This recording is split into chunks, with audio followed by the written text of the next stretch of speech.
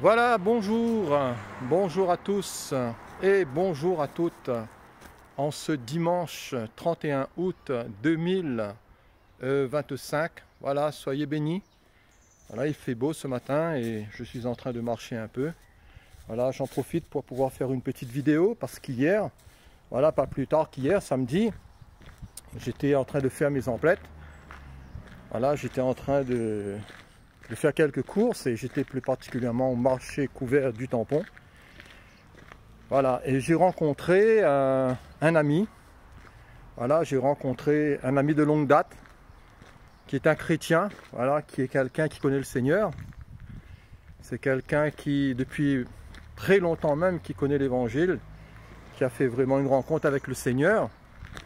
Voilà, et il est même pasteur aussi.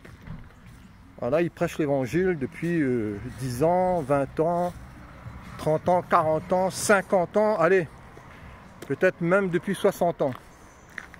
Alors vous voyez, c'est pas un chrétien de fraîche date, c'est pas quelqu'un qui vient de naître de nouveau, c'est pas quelqu'un qui serait encore dans l'enfantillage ou qui serait encore au b.a.-ba, voyez-vous, de la parole. Et donc voilà, j'étais content de le voir. Je suis allé l'aborder, j'étais tellement, voilà, disons, heureux de le rencontrer. Voilà, j'étais vraiment heureux de le rencontrer. Je disais, frère, bonjour, comment ça va? Et voilà, lui me disait, ben ça va. Voilà, je lui ai expliqué un petit peu la semaine. Voilà, je lui ai expliqué un petit peu la semaine, comment ça s'est passé. Je lui disais que j'ai travaillé la veille, un petit peu fatigué, mais ça va et tout. Et après, on est venu sur ce sujet un peu du vaccin. Et il m'a demandé, est-ce que je suis vacciné? Alors, je lui ai dit que oui, je suis vacciné parce que dans mon travail, moi je suis pompier de métier. Et j'étais face à un choix qui n'a pas été facile.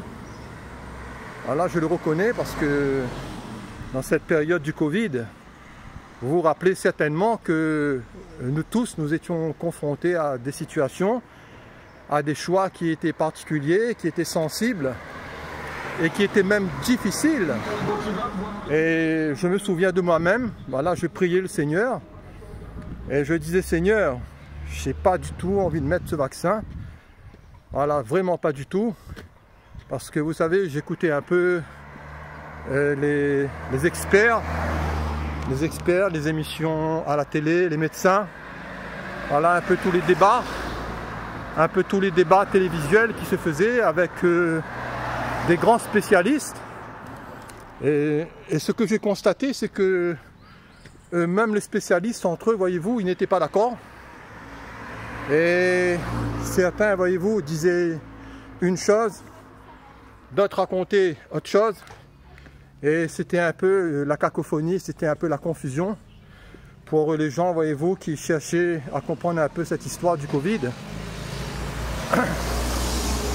Pour les gens qui cherchaient un peu à comprendre cette histoire du vaccin, et une multitude, voyez-vous, avait à faire face à comme un genre de dilemme. Est-ce que je me vaccine ou non? Alors moi je me souviens pour ma part, j'étais vraiment dans une impasse et je priais. Je disais, Seigneur, je sais vraiment pas quoi faire. Et je suis parti, voilà, me faire vacciner. Et en cours de route, j'ai fait demi-tour et j'ai dit non, je ne me fais pas vacciner. Alors vous voyez un peu le chamboulement en moi, le oui, le non, la crainte, le doute. Voilà. Et ça arrive, vous savez, on est dans ce corps, on est des hommes, des êtres humains, des femmes, des individus. Et on peut connaître, voyez-vous, ce genre de situation. Alors je dis pas ça pour m'excuser. Parce que certains vont dire, ah, vous peut-être vous prêchez l'évangile, vous prêchez la foi et tout. Et voilà, ben oui, ben on est comme tout le monde. Voilà, on a nos luttes, nos combats, nos échecs, nos pleurs, nos larmes, nos joies, nos peines. Des fois, nous avons à faire face aussi à notre caractère, à des difficultés, à des tentations, enfin bref. Vous savez toutes ces choses. Donc, je suis remonté. Et après, j'ai prié, j'ai dit, Seigneur, vraiment, j'ai besoin d'aide. Et là, dans mon cœur, j'ai pris conscience que voilà, que mes destinées sont dans les mains du Seigneur. Quoi qu'il arrive, que je vive ou que je meure, je suis au Seigneur. Et j'ai eu cette conviction dans mon cœur que je ne mourrai pas, mais je vivrai et je raconterai les œuvres de l'Éternel. Voilà, moi c'est la conviction que j'ai eue dans mon cœur. Et je peux vous dire que cela, voilà, a été quand même un encouragement pour moi. Et voilà, les choses se passent quand même bien dans l'ensemble. Merci Seigneur. Voilà, pour clôturer avec ça là. Alors pour revenir à mon ami hier, à mon frère en Christ. Voilà, donc il m'a posé cette question et je lui ai dit, voilà. Et lui, en tant que pasteur, en tant qu'homme de Dieu, c'est un homme qui croit beaucoup dans la guérison. C'est un homme qui croit beaucoup dans la délivrance, puisqu'ils sont quand même assez centrés là-dessus. Voilà, leur cheval de bataille, entre guillemets, leur doctrine, voilà, c'est beaucoup axé sur la guérison, sur la délivrance des démons, des malades. Voilà. Et une chose étonnante, voilà, je l'ai fait la bise comme d'habitude, puisque c'est mon frère en Christ. Voilà. Et donc, une chose étonnante, il m'a dit, frère, dorénavant, tu ne me feras plus la bise. Dorénavant, tu ne me feras plus la bise. Alors j'étais étonné, j'ai dit, qu'est-ce qui se passe? Il me dit, ben si tu es vacciné, voilà, si tu es vacciné, je vais te donner, on va te checker, voilà, on va te checker, mais je veux plus que tu m'embrasses ou que tu me fasses la bise. Alors, vous savez, j'ai réfléchi à tout ça, je lui ai dit, bon, voilà, c'est pas grave, de toute manière, une bise, une poignée de main, un check, on aurait pu boire un milkshake aussi ensemble, moi ça m'aurait pas gêné. Mais mon frère restera mon frère, que ce soit des opinions, des goûts, vous savez, c'est un débat qui on ne sait pas trop où ça peut commencer, où ça peut finir. C'est un peu comme le cadre de l'alimentation dans Romains 14. La Bible nous dit, faites accueil à celui qui est faible dans la foi et ne discutez pas sur les opinions. Tel croit pouvoir manger de ceci, tel croit pouvoir manger de cela, tel observe telle fête, tel n'observe pas. Voilà. La Bible nous dit que chacun est en son esprit une pleine conviction. Alors là, c'est vrai qu'on ne parle pas de légumes, de pommes de terre ou de viande, mais qu'on parle de vaccin. Alors je disais à ce frère, ok frère, pas de souci, je comprends ta conviction, mais je lui disais, antérieurement, quand il y avait la guerre, ou quand on était enfant, on nous a mis une batterie de vaccins, est-ce que tout cela était bon? Voilà. Est-ce que tout ce qu'il y avait là-dedans était bon? J'en suis pas sûr. Les vaccins au niveau militaire pour les gens qui ont fait l'armée, certains, voyez-vous, ils ont mis des doses et des doses et des batteries de vaccins. Et voyez-vous, cela n'a pas toujours été bon. Voilà. Après, je lui ai dit, frère, tout ce qu'on mange, voilà, tout ce qu'on mange à la boutique, les produits modifiés, les sous-produits, est-ce que tout cela est bon pour la santé? Est-ce que tu crois que tout cela te fait du bien? Alors bon, il me dit, frère, moi j'ai ma foi, je ne rentre pas dans ce débat. Ah ben je dis, il n'y a pas de souci. Non, moi c'est juste une question que je pose. Voilà, et après moi j'ai réfléchi. Vous savez, j'ai réfléchi ce matin et pensez un peu à cette histoire. Vous savez, chacun a sa conviction concernant le vaccin ou non. Vous savez, c'est un peu comme ce débat. Les gens ils ne mangent pas ceci, est-ce que vous allez les inviter, ils ne mangent pas cela? Est-ce que vous pouvez fréquenter tel type de personnes, peut-être qui seraient divorcés ou mariés? Certains vont vous exclure, certains vont vous rejeter, parce qu'ils disent que voilà, ils ne veulent pas être souillés, ils ne veulent pas être pollués ou contaminés. Voilà, c'est leur conviction, ils sont plus sains. Et là, vous savez, on peut aller dans bien d'autres débats, on peut aller dans bien d'autres points de conviction, de doctrine, ou que sais-je. Mais en tout cas, si vous êtes marié, je réfléchis là-dessus, et vous avez votre femme qui travaille dans les urgences, par exemple, et dorénavant, vous ne pourrez plus vraiment la faire la bise. Et là, je ne parle que de faire la bise. Parce que quand on est marié, on est appelé quand même à avoir des relations conjugales. On est appelé quand même à s'embrasser, à se faire des câlins, etc. dans le cadre du mariage. Et si mon épouse, par exemple pour une raison professionnelle, et elle serait amenée à être vaccinée ou elle se ferait vacciner, si moi j'ai ce type de conviction, ben comment est-ce que je vais faire avec mon épouse? Voilà, on va checker. Voilà, on va checker. Voilà, ou dans le cadre du travail par exemple, ou dans le cadre de la famille. Voilà, vous êtes invité avec votre famille. Vous avez tous vos frères et sœurs, votre maman, votre papa et tout le monde. Et si sur 15 membres de votre famille, il y en a 8 qui est vacciné, ben voilà, vous allez faire la bise à 7 et à 8, vous n'allez pas faire la bise.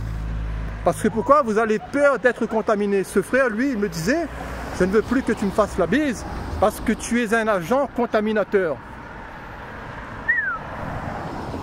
Voilà, je dis frère, tu es pasteur, toi qui pries pour la guérison, toi qui pries pour la délivrance, Jésus lui-même qui priait pour le lépreux, je suis un agent contaminateur. Alors bon, moi ça m'a un peu dépassé, il me dit oui, parce que maintenant les effets du Covid, ça transpire par les pores, je peux être contaminé, je peux recevoir ta maladie et tout. Donc voilà, j'étais un peu comme une peste, j'étais un peu comme un agent, voilà, je le redis, un agent contaminateur. Alors je revenais, si vous êtes invité avec votre famille, bon, vous checkez 7 ou 8 membres de votre famille, vous checkez votre papa, vous checkez votre maman, par exemple, et vous embrassez cousin, cousine, parce qu'eux, ils ne sont pas vaccinés. Est-ce que vous trouvez que tout cela est cohérent, cher ami? Alors, je ne suis pas dans le jugement, loin de là, mais j'essaie de réfléchir. Vous savez, quand on est face à des points un peu particuliers, concernant une chose ou une autre, des points un peu difficiles à traiter dans le cadre de la famille, du couple ou d'autres choses, il est bon de réfléchir, il est bon, voyez-vous, de pouvoir essayer de trouver avec l'aide du Seigneur la meilleure solution et le meilleur chemin et la meilleure réponse. Si vous êtes dans le cadre par exemple de l'église, voilà, vous allez checker tout le monde, et s'il y a des frères et sœurs qui ne sont pas vaccinés, voilà, ils ne sont pas vaccinés, vous allez leur faire la bise. Et ceux qui sont vaccinés, vous allez les mettre un peu à l'écart. Alors, est-ce que quelque part, les gens ne vont pas un peu nous traiter de fous? Je le dis, c'est juste comme ça. Moi, je réfléchis. Est-ce que même parmi les autorités, ils ne vont pas peut-être dire c'est un peu sectaire, c'est un peu sec cette affaire? Et c'est quoi cette histoire? Voilà, de faire des séparations, des scissions, des divisions parce qu'un tel est vacciné, un tel n'est pas vacciné. Alors, dans l'avenir, on ne sait pas trop tout ce qui va se passer. Voilà, moi j'ai voulu faire cette vidéo. En tout cas, je lui ai dit, mon frère, tu vas toujours rester mon frère dans le Christ Jésus. Parce que pour moi, ce n'est pas un vaccin qui me rapproche du Seigneur, qui m'éloigne du Seigneur. Ce n'est pas le manger, le boire. Ce n'est pas si toi tu observes ceci ou cela, telle fête ou non. Nous sommes unis dans un même esprit. Voilà, pour tous ceux qui sont dans le Christ Jésus.